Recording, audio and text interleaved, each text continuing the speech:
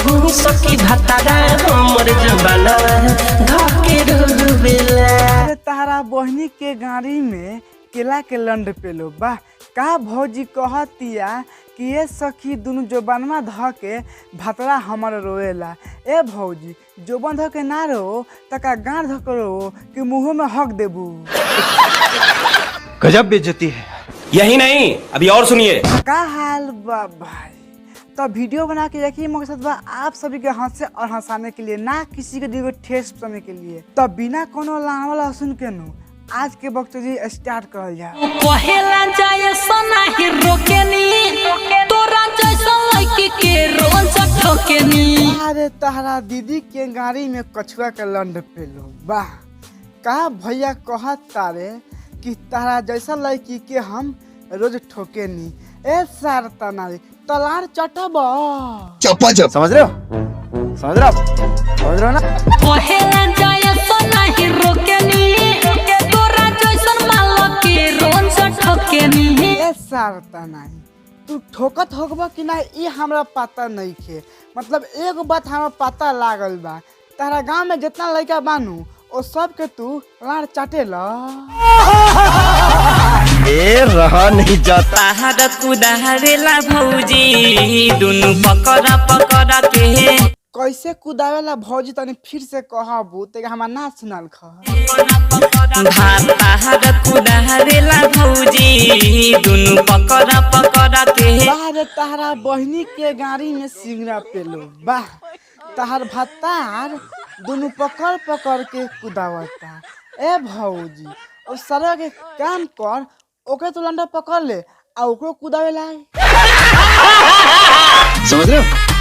टपटप हर कुदारेला भौजी दुनु पकड़ा पकड़ा के। ए भौजी तू शुक्र कर कि खाली पकड़ के कुदावता, अगर हम रहती नु त अपना लंड पर कुदैती।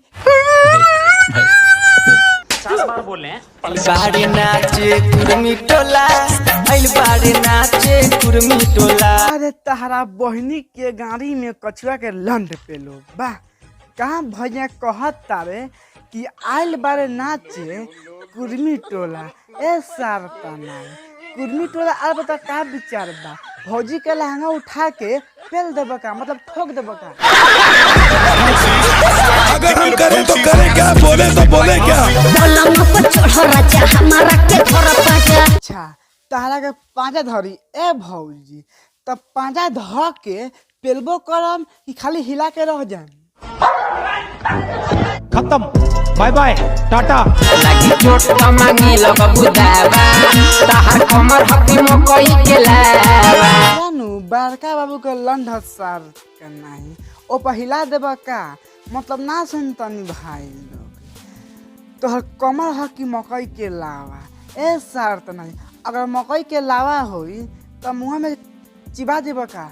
सुनो ये बाबू हमर चढ़ल जवानी लहंगा से ठोप ठोप चुवता पानी। अच्छा तारा लहंगा से पानी चुअता त ए भौजी का कर एक गिलास दे हमरा के रोक के हम पीली तारा बहनी के गाड़ी में छुछुनर के बच्चा पेलो मतलब ना सुनतनी भाई लोग।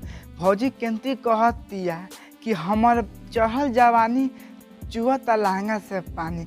ए भौजी ओमे मकई के ढाठा डाल दी का कि चुबे ना करी। समझ रहे हो?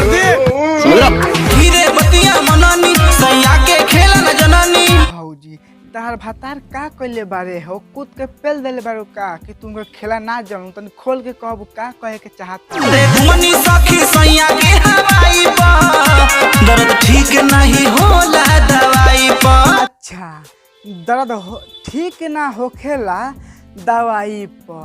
ए भौजी तारा मार के फाड़ देले बा का मतलब ठोक के फाड़ देले बा का कि तारा दर्द पर ठीक नहीं के होत अगर फाड़ देले बा त कह हम अपन मरम कसम से कहतनी उ लगाला पनु आराम हो जाई आ चटर चटर करी।